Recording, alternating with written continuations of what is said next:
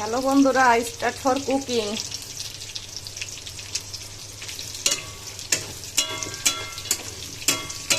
আমি আজকে রান্না করব কি সেটার জন্য ছোট্ট একটা ভিডিও বানাতে আসলাম। অনেকদিন আমি ইউটিউব চ্যানেল ছেড়ে দিয়েছি। এই যে আমি কি ফোড়ন দিচ্ছি এটা দেখাই। দারুচিনি দিয়ে দিচ্ছি 4-5 টুকরা, জিরে ফোড়ন। এই যে এটা হচ্ছে মাস্ট লাগবে। আপনি যদি ভালো মাছের ঝোল করতে যান তাহলে আপনার এই জিরে ফোড়ন না দিলে হবে না।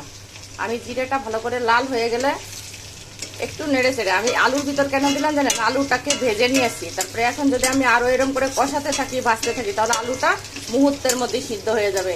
আপনারাও আমার মতো করবেন। আমি লবণ হলুদ মাখিয়ে আলুটাকে এর মধ্যে দিয়ে রেখেছি। দেখেন আমার এই যে জিরে, এই দেখেন জিরে লাল হয়ে গেছে। এবার আমি কাঁচামরিচ দিয়ে দিলাম। ইন্ডিয়ার মানুষ বলে কাঁচা লঙ্কা, যাক একটা কিছু বললেই হবে। কাঁচা মরিচ আর কাঁচা লঙ্কা যেটাই হোক দিয়ে দিলাম। এই দেখেন আমি যা পাই ঝুড়িতে এই যে রান্না করি ঝুড়ি দিয়ে দেই। তো এবার দিলাম পেঁয়াজ অনেকটা। আমি যেহেতু আলু দিয়ে মানে মাংসের মতো করে একটু কষিয়ে রসিয়ে রান্না করব, আপনাদের একটা কথা বলতেই পারি নাই, আমি 10 কেজি ওজনের পাঙ্গাস মাছ রান্না করব। এই দেখেন পিস, দেখেন বুঝছেন, একটা পিস। এই পিস মাছটা সব থেকে ভালো। এটাই হচ্ছে তেল নাই, একদম তেল নাই।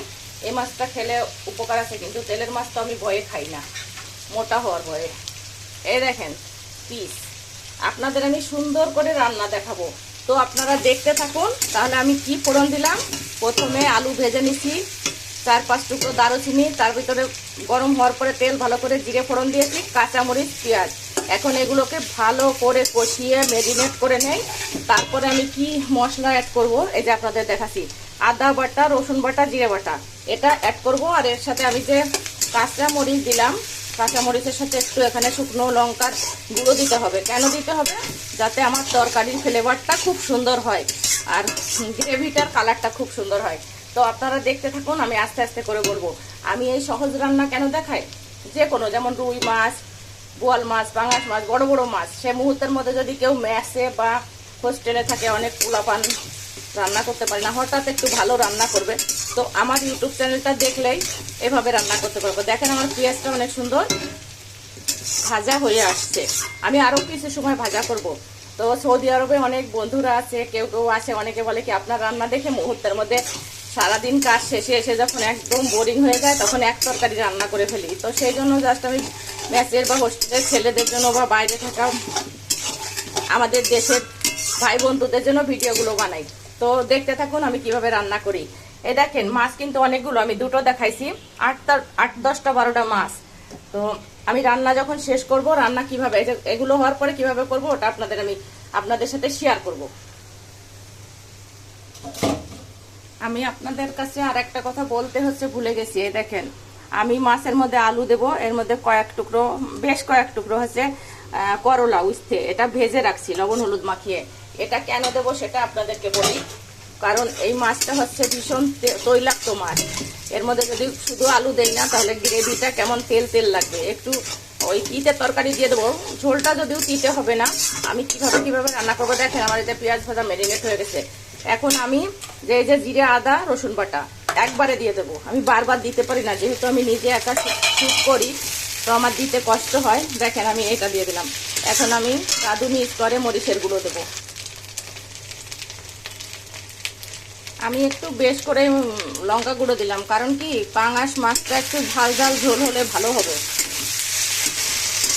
আমি আবার একটু ঝাল খেতে অনেক ভালোবাসি, কে কেমন জানি না।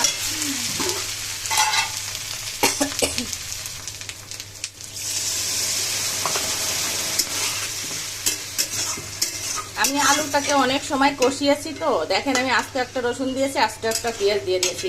আর আমি তরকারিটা কেমন করে রান্না করব ওইটুকু আপনাদের দেখাবো। আসলে এত সময় ধরে ভিডিও তো আসলে কেউ দেখতে চায় না, সেই জন্য মেইন রেসিপিটা আপনাদের দেখানোর চেষ্টা করব। আমি বেশি ঝোল রাখবো না, মাছ কটা একটু যেই জাল হয়ে যাবে তখন মাছ কটা দিয়ে 5-7 মিনিট রান্না করব। ওকে, আমি দেখেন পরিমাণ মতো লবণ হলুদ দিয়ে দিছি। লবণ হলুদ একটু দেওয়া হয়েছে মোটামুটি। তো যদি না হয় মাছগুলো সব দিয়ে, তারপরে উস্তেগুলো তো এখনো দেই না, এটা দিয়ে যদি পরিমাণ মতো না হয়, ঝোলের রং কালারটা খুব সুন্দর এসে গেছে, তো আমার কোনো সমস্যা নাই, এ রঙেই হয়ে যাবে, এভাবেই হয়ে যাবে। আমি দেখেন সুন্দরভাবে মাছগুলোরে আমি আগে মাছের মাথাটা দিয়ে দেবো। এই যে এটা দিয়ে দিলাম, তার কারণ এটা যদি আমি উপরে দেই তাহলে হবে না, এটা তলায় দিতে হবে, বেশি করে জাল হবে। আর আমি হচ্ছে মাছগুলো, বড় মাছগুলো একটু উপরে উপরে দেবো যাতে না ভেঙে যায়।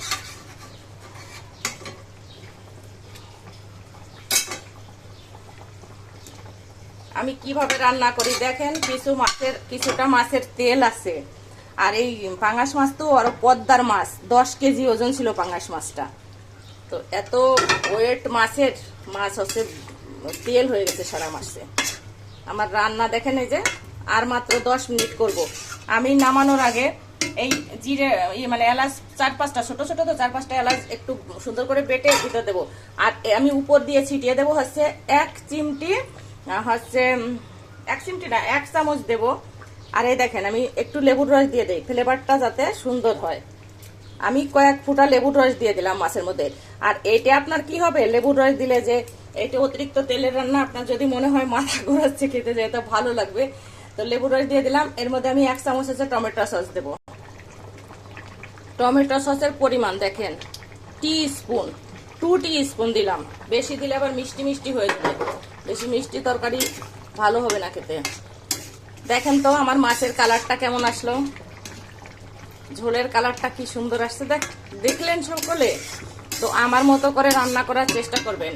আমি এবার হচ্ছে এখানে যে উস্তেগুলো আছে এগুলো উপর দিয়ে দেব। আমার রান্না দেখেন শেষের পথে। আমি এই যে দেখছেন উস্তেগুলো দিয়ে দিচ্ছি, ভাজা উস্তে। এই যে এই মাছটার পিস হোটেলে খেতে গেলে কম করে 500 টাকাও লাগবে। তো যাক, বাসায় তো আর এত টাকা পড়ে নাই, মোটামুটি 150 টাকা 200 টাকার মধ্যে হয়ে যায় বাসায়, খরচ বাদ দিয়ে। অনেকগুলো মাছ রান্না করে ফেললাম।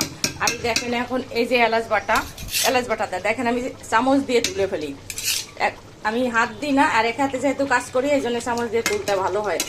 এখন হচ্ছে একটা গল্প আসা, দেখেন আমার কড়াইয়ের আংশা নাই। এই কড়াটা আমি কলকাতা থেকে এনেছিলাম, ইন্ডিয়া, সোনাপুর থেকে একবারে 4টা কড়াই কিনছি। সোনাপুর স্টেশন বাজারের সাইডে একটা বাজার আছে, ওখান থেকে। এখন এক ভদ্র মহিলা, উনি কাঁচা বাজার বিক্রি করে, ওনার থেকে পুঁই শাক কিনতে গেছি ননদ বাড়ির জন্য। বলে কিন্তু তুমি এতগুলো কড়া দিয়ে কি করবে? আমি বললাম কেন, রান্না করব। বলে তাই এতগুলো? ওনার কথা আমার খুব মনে পড়ে গেল কড়াইটা রান্না করতে। কড়াইটা খুব সুন্দর। তো এখন এই কড়াই দেখেন রান্না করি আমি। আমার রান্না শেষ। অনেকে নতুন রাঁধুনিরা তরকারিতে নাড়া দিতে চায় না, মানে মনে করে যে মাছ ভেঙে যাবে, এরকম ঘুরাই নাড়া দেবেন। এই যে এরকম করে ঘুরিয়ে রান্না শেষের পথে একটু চেখে দেখলাম, খুব সুন্দর হয়েছে, স্পেশাল যেটাকে বলে। তো সবার সাথে গল্প হলো। আমার ইউটিউব চ্যানেলটা হচ্ছে রীতা নাগ ডেইলি ব্লগ, আমার চ্যানেলটা সাবস্ক্রাইব করে দেবেন। আর আমার পেজ হচ্ছে মিথিলা বোস, MITHILA, মিথিলা বোস, BOSE। আমার চ্যানেলটা সাবস্ক্রাইব করবেন আর আমার পেজটাকে ফলো বাটনে ক্লিক করবেন। সবাইকে অনেক অনেক ধন্যবাদ। শুভ সকাল।